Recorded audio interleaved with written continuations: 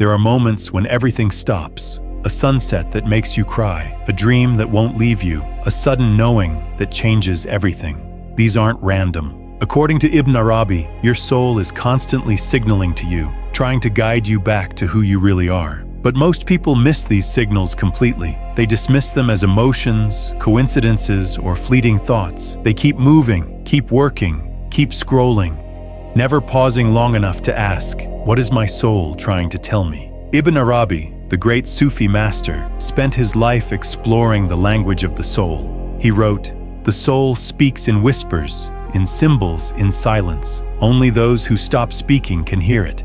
He identified certain signs, certain ways the soul communicates when you're drifting too far from your truth. Here are 5 signs your soul may be speaking to you right now. You have everything, a job, a home, relationships, but something feels off.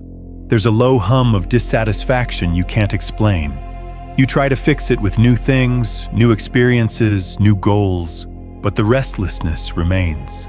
Ibn Arabi said, "When the soul is separated from its purpose, it becomes like a bird in a cage. It has food, it has shelter, but it never stops rattling the bars." This restlessness isn't a problem to solve. It's a message. Your soul is telling you that you're living someone else's life. You're following someone else's script. Modern psychology calls this existential anxiety. Viktor Frankl explained that humans need meaning even more than comfort. When meaning is absent, restlessness fills the void. But Ibn Arabi went further. He believed the soul doesn't just need any meaning. It needs its unique purpose, the one written into its essence before birth. When you drift too far, your soul creates discomfort to wake you up. You keep dreaming about the same places, the same people, the same scenarios. Sometimes it's a house you've never seen. Sometimes it's a conversation that never ends. Ibn Arabi wrote, "Dreams are the soul's native language. In sleep, the veil between you and your essence is thinnest." Recurring dreams, he taught, aren't random. They show you something your waking mind refuses to see. Carl Jung echoed this centuries later. The unconscious mind speaks through symbols because the conscious mind isn't ready for plain truth. Dreams repeat until you finally understand. Ibn Arabi advised his students not to analyze dreams intellectually, but to feel them. Ask the dream what it wants from you, he said, then listen to what rises in your heart.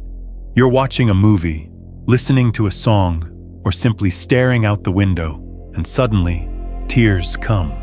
No tragedy, no obvious trigger, just a wave of emotion. Ibn Arabi called this the soul's grief. He wrote, "The soul mourns every moment it lives disconnected from truth. Sometimes that grief breaks through, and you feel it without knowing what you're crying for. This isn't weakness. It isn't instability. It's your soul breaking through the noise of daily life, reminding you something is not aligned." Modern neuroscience agrees that feelings often arise before we can name them. Antonio Damasio calls these somatic markers, the body's way of knowing before the mind does. Your soul speaks through the body, through tears, tightness in the chest, or an unexplained heaviness. These aren't problems to suppress. They're messages to understand. You meet someone for the first time, and within minutes, you're having the deepest conversation of your life. Meanwhile, people you've known for years feel like strangers. Ibn Arabi explained this with his teaching on spiritual affinity. Souls recognize each other not by blood or history, but by resonance. Some souls sing at the same frequency. When they meet, even in silence, they understand. Your soul seeks those who reflect your true nature, and withdraws from those who only reinforce your mask. This doesn't mean abandoning people. It means living more authentically, recognizing who truly sees you. A country you've never visited but feel drawn to. A skill you've never tried but feel you must learn. A cause you suddenly can't ignore. Ibn Arabi said, "The soul remembers what the mind forgets." Before you were born, your soul made a covenant with God. It agreed to carry certain gifts, to walk certain paths. When you stray too far, the soul pulls you back. This isn't just random curiosity. It's your soul calling you toward your original covenant, your deepest purpose. Science is catching up. Studies on intuition show that our bodies often sense what our minds can't yet explain. What we call gut feeling is often wisdom arising from deeper levels of awareness. Ibn Arabi didn't just describe the soul's language. He taught how to listen. Create silence. The soul cannot shout over the noise of your life, he wrote. Set aside 10 minutes a day with no distractions. Just sit. Ask the question. Ask directly. What are you trying to tell me? Don't expect words. Answers may come as feelings, images, or realizations. Honor what you hear. Your soul may ask you to change, to leave, to disappoint others. Ibn Arabi warned, if you hear the soul and ignore it, it will speak louder. And if you ignore it long enough, it may grow silent. Ibn Arabi believed that when the soul needs to hear something, it brings you to the teaching. The fact that you're here, hearing this now, may not be coincidence. So the question isn't whether your soul is speaking. It is. The question is, are you ready to listen?